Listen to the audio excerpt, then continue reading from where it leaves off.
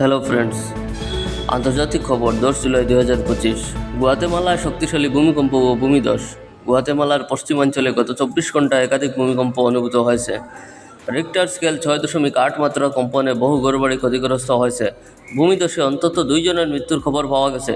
উদ্ধার কাজ চলছে, মানুষজনকে নিরাপদ স্থানে সরানো হয়েছে। এই দুর্যোগ দেশটির পরিবেশ ও অবকাঠামোর উপর বড় আঘাত টেনেছে। গাজায় ইসরায়েলি বিমান হামলায় 40 জন মৃত্যু। গাজা উপত্যকায় আবারও উত্তেজনা ছড়িয়েছে। ইসরায়েলের ড্রোন ও যুদ্ধ বিমান হামলায় কমপক্ষে 40 জন ফিলিস্তিনি নিহত হয়েছে।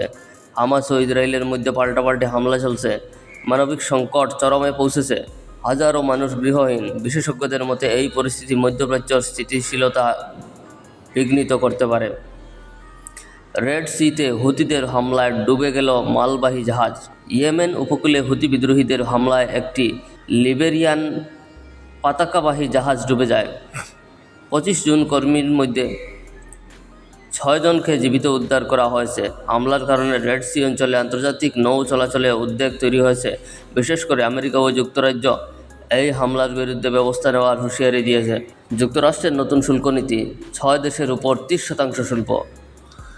যুক্তরাষ্ট্র ঘোষণা দিয়েছে তারা ইরাক, ফিলিপাইন্স, 6টি দেশের কিছু পণ্যর উপর 30% শুল্ক আরোপ করেছে।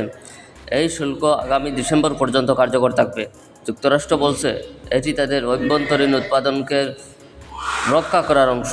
তবে এই পদক্ষেপ বৈশ্বিক বাণিজ্য টানাপোড়েন সৃষ্টি হতে পারে। দক্ষিণ কোরিয়ার সাবেক প্রেসিডেন্ট ফের গ্রেপ্তার। দক্ষিণ কোরিয়ার সাবেক প্রেসিডেন্ট ইউওকে আবার গ্রেপ্তার করা হয়েছে। দুর্নীতি ও প্রমাণ নষ্ট করার চেষ্টার অভিযোগে আদালত থেকে তাকে আবার হেফাজতে নেওয়া হয়েছে। এটি দেশটির রাজনীতিতে নতুন করে আলোচনার সৃষ্টি করেছে। জনমত বিভক্ত, কেউ বলছে এটি রাজনৈতিক প্রতিহিংসা, কেউ বলছে ন্যায় বিচার। এই ছিল আজকের আন্তর্জাতিক অঙ্গনের গুরুত্বপূর্ণ সংবাদ বিশ্লেষণ। আপনার মতামত আমাদের জন্য গুরুত্বপূর্ণ, নিচে কমেন্ট করে জানান। আপনার মতে কোন সংবাদটি সবচেয়ে বেশি গুরুত্বপূর্ণ এবং কেন? ভিডিও ভালো লাগলে লাইক, শেয়ার এবং সাবস্ক্রাইব করতে ভুলবেন না। Thank you everyone.